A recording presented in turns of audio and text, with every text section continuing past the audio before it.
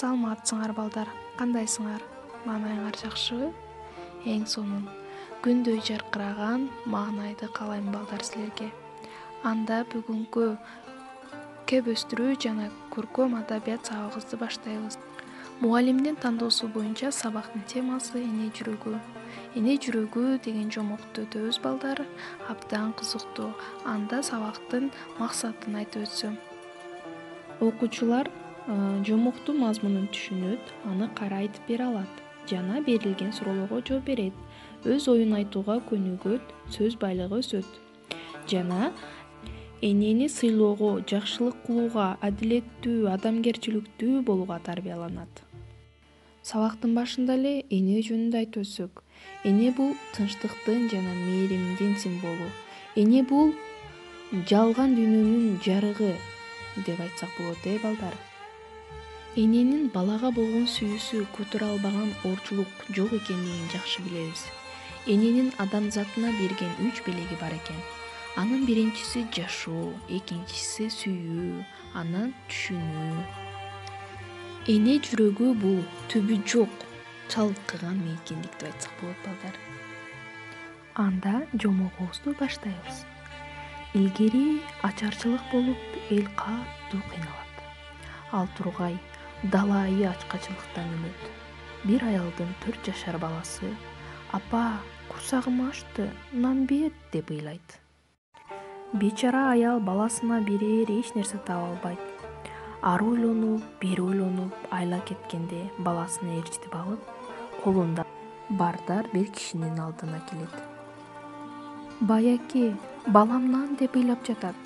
Берейин десем эч нерсем жок. Өзүм да ачканмын. Мен ачкалчылыктан өлсөм мейли, соопчулук үчүн ушул балам жегиде бир сындырым нан берсеңиз» деп жалдырайт. Бай баланын башынан аягына чейин бир сыйра көз чуркатат да тирик карак экенин баамдайт. Анан мынтип айтат: «Балаңды мага саткының, өзүңө өлбөгүдөй азык берейин» дейт. Антсе аял: «Жок, баяке, мен баламды кантип сатайын? Бул менин медерим. Каранып кармаган сыймыгым, бар байлыгым ушул. Ачка өлсөк да экөөбүз бир өлөбүз» деп көзүнө жаш алат. Бай дагы үн катат: «Балаңызды сатпасаңыз, анда чыпалагын сатыңыз» дейт. «Чыпалагын да сатпаймын. Кудай бүтүн жараткан пендесин майып кылууга себепчи боло албаймын» дейт аял. «Анда эмесе тырнагын сатыңыз» дейт бай.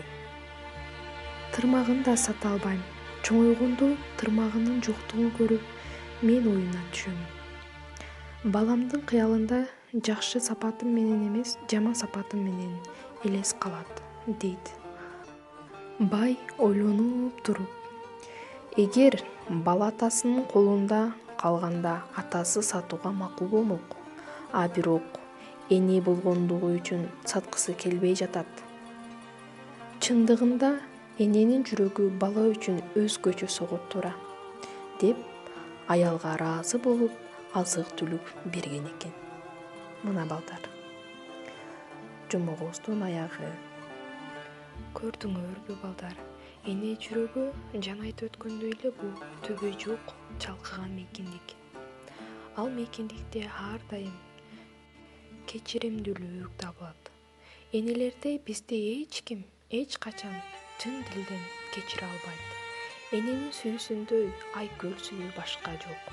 Эне өзүнүн сүйүүсү үчүн эч нерсе талап кылбайт. Мына ошондон улам Мухаммед пайгамбарыбыз 5 эненин таман алдында деп айткан экен да, балдар. Энелерди мактап, даңктаганга, алардын улуулугун жеткире сүрөттөп айтып бергенге сөзүбүз да, күчүбүз да жетпесе керек. Ошондуктан балдар, энелерибизди сыйлап, урматтап жүрүшүбүз керек. Айткан сөздөрүн дайыма аткарышыбыз керек.